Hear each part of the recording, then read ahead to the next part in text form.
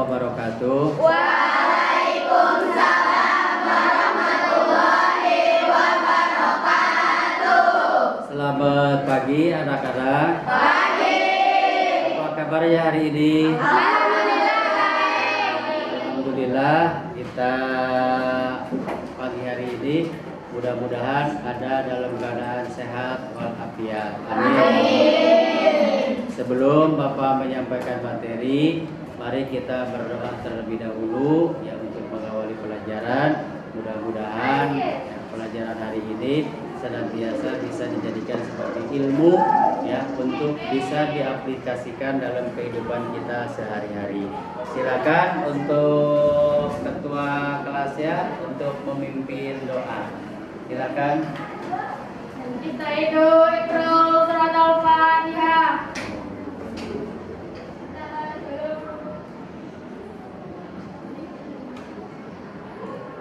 Intaha salaman. Assalamualaikum warahmatullahi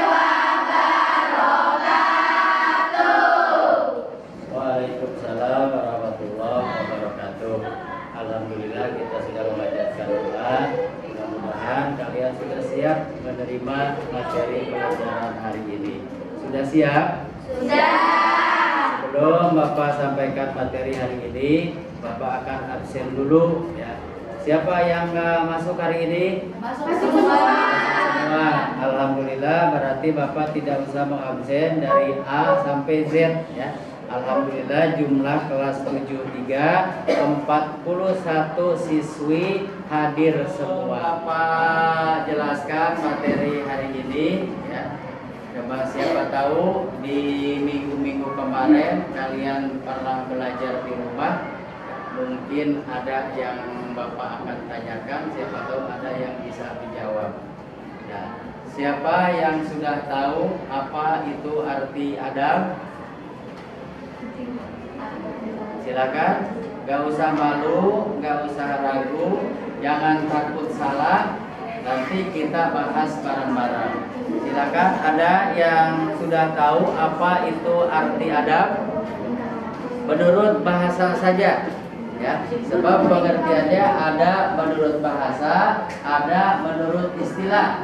Coba silakan, Bapak pengen tahu. Ada yang mau menjawab apa itu adab menurut bahasa? Ada menurut bahasa tingkah laku atau tata krama. Itu menurut bahasa. Kalau menurut istilah, ada yang mau coba? Perilaku dalam melakukan sesuatu.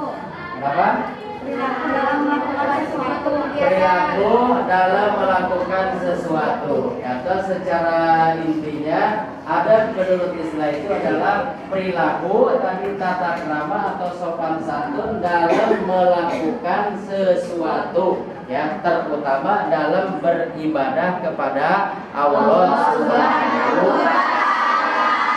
Pada kesempatan hari ini Bapak akan menyampaikan materi tentang adab sholat dan adab berzikir.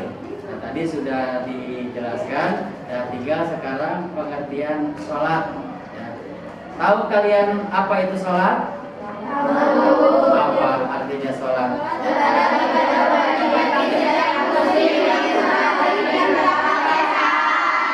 Itu ada di buku ya, catatan. Itu menurut istilah. Kalau menurut bahasa, arti sholat sama dengan berdoa. Ya, itu sholat sama dengan berdoa atau pasrah kepada siapa? Kepada Allah. Kalau menurut istilah, sholat itu adalah melakukan perbuatan yang diawali dengan takbiratul ihram, diakhiri dengan kalimat salam. Mana yang termasuk takbiratul ihram? Nah, kita contohnya mau melaksanakan sholat zuhur. Biasa suka ada niat usolli ya, fardhu zuhri arba rakaatin mustaqbilah kalau sendiri berarti lillahi ta'ala. Kalau kita kita makmum, makmuman kalau jadi imam, imaman lillahi ta'ala, Allahu Akbar. Nah itu yang disebut takbir. Nah, sholat itu diawali dengan takbir, diakhiri dengan salam. Nanti pada waktu duduk terakhir, yaitu terakhirnya mengucapkan salam. Nah, itu pengertian sholat menurut istilah. Ada yang sudah paham sampai di sini?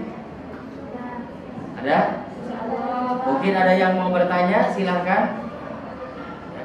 Kalau tidak ada yang bertanya, alhamdulillah, Bapak anggap berarti kalian sudah paham, kalian sudah ngerti. Nah, kita teruskan.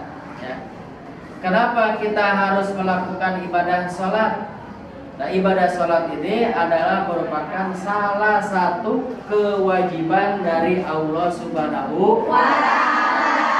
Karena kita memiliki satu kewajiban sesuai dengan salah satu ayat Al-Qur'annya ada, ya, bahwa kita diciptakan oleh Allah Subhanahu wa Ta'ala itu melainkan untuk beribadah kepada Allah Subhanahu wa Ta'ala.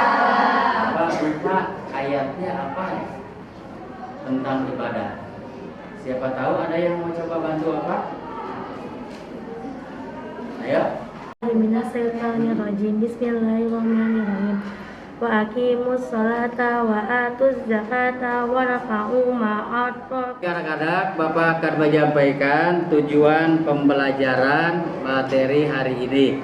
Ya, diharapkan setelah kalian mengikuti materi pembelajaran hari ini, ya, setelah melakukan kegiatan pelajaran bab 4 tentang adab, sholat dan zikir, Bapak harapkan, ya, peserta didik atau siswi Bapak pertama bisa menghayati adab sholat, ya. Yang keduanya terbiasa menerapkan adab sholat sehari-hari, ya, dalam melaksanakan ibadah sholat yang memang diwajibkan dilaksanakan setiap hari itu lima waktu atau 5 kali. Yang ketiganya, ya, yaitu memahami adab sholat. Ya, yang pertama tadi menghayati adab sholat, yang kedua terbiasa menerapkan adab sholat, yang ketiganya adalah memahami adab sholat. Baik anak-anak, silakan, ya, amati oleh kalian di LKPD di bukunya halaman 42. Nanti silakan dibaca, diamati, ya, diberikan tugasnya, tugas per kelompok. Bapak persilahkan, ya, silakan diamati.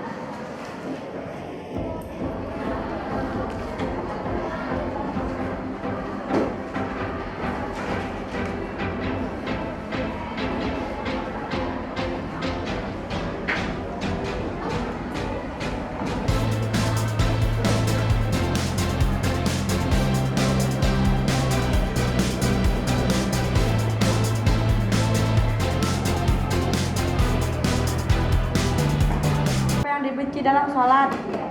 Apa yang dibenci dalam sholat? Baik, Bapak akan jelaskan. Kalau ada teman kamu yang bertanya apa yang dibenci dalam melaksanakan sholat, sudah jelas tadi Bapak sampaikan bahwa dalam pelaksanaan sholat, terutama ibadah kepada Allah Subhanahu wa Ta'ala, harus memiliki adab, ya. Apa sekarang adabnya? Tadi salah satu contohnya kita adab melaksanakan ibadah sholat. Tentunya yang pertama kita harus bersuci atau suci, memiliki wudhu, ya. Makanya sebelum sholat harus berwudhu terlebih dahulu. Itu syarat mutlak kalau mau melaksanakan sholat. Nah, teman kamu ada yang nanya apa yang dibenci dalam sholat? Ada yang mau coba menjawab? Ayo, sebelum Bapak jelaskan, siapa tahu di antara kalian ada yang mau menanggapi, silakan. Menutupi mulut dalam salat. Salat di depan makanan. Salat dalam yang dibenci Allah Subhanahu wa Ta'ala, pertama tadi, ya, salat di depannya ada makanan, ada pisang, ada buah, ada minuman. Bahkan kita kalau sholat seperti itu akan khusyuk tidak? Tidak. Tidak akan melaksanakan khusyuk. Baru aja takbir Allahu Akbar udah ngeliat itu enak amat. Udah, bakal khusyuk itu yang dibenci. Keduanya tadi ya, kalau berjamaah berisik, malah ngobrol dan lain sebagainya. Jadi itu harus dihindari sifat-sifat yang buruk dalam melaksanakan ibadah sholat. Kembali lagi tadi kepada adabnya, adab melaksanakan ibadah sholat. Nah, sekarang Bapak yang akan bertanya, ya, kalau kita melaksanakan ibadah sholat, baru saja takbir, tadi karena sholat itu diawali dengan takbir, diakhiri dengan salam, baru saja takbir, Allahu Akbar, hati kita sudah kemana-mana. Nah itu termasuk melaksanakan sholat yang khusyuk enggak?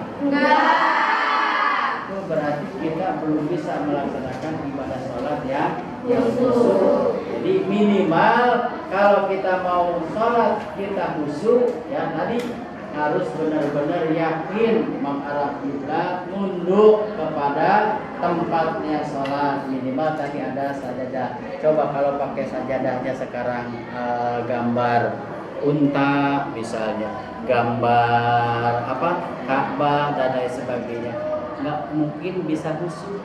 Baru saja takbir Allahu Akbar, di sajadahnya ada gambar unta, hati kamu gimana itu unta kalau berak?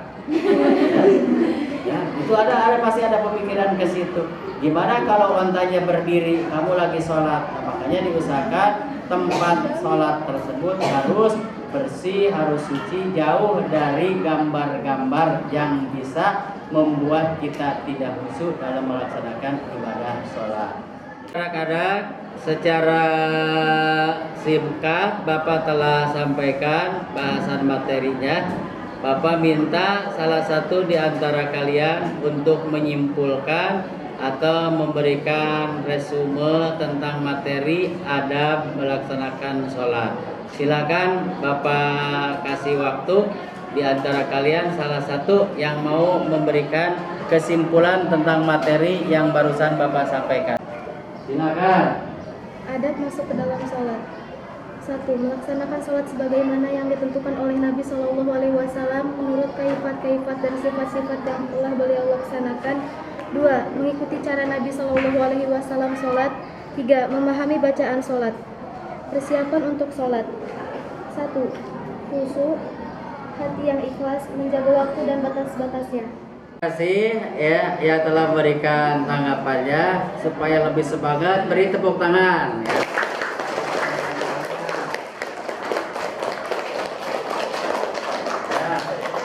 Selanjutnya silakan kerjakan soal atau tugasnya di LKPD masing-masing. Ya, Bapak tunggu hasilnya. Silakan kerjakan dulu soalnya.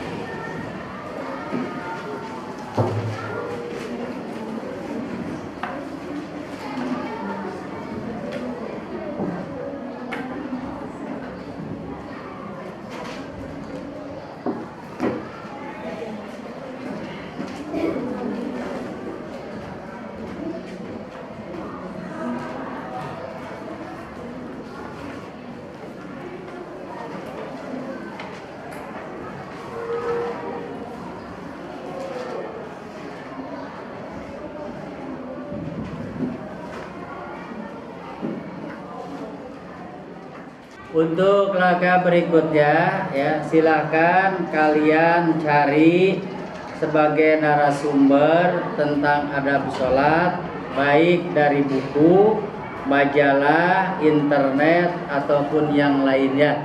Jadikan sebagai narasumber, jangan berpatokan kepada buku paket saja ya. Kadang-kadang untuk materi selanjutnya pertemuan kita minggu besok ya, kita akan sama-sama bahas tentang adab berzikir. Berzikir kepada siapa? Berzikir kepada Allah Subhanahu wa Ta'ala. Untuk pertemuan hari ini Bapak cukupkan. Mudah-mudahan apa yang telah Bapak sampaikan ada hikmah dan manfaatnya, dan kalian bisa mengaplikasikannya dalam ibadah sholat sehari-harinya. Terima kasih. Kita tutup dengan doa ya, dengan sama-sama membacakan mengatakan alhamdulillah. Terima kasih, itu yang Bapak sampaikan. Kurang lebihnya mohon maaf. Assalamualaikum warahmatullahi wabarakatuh.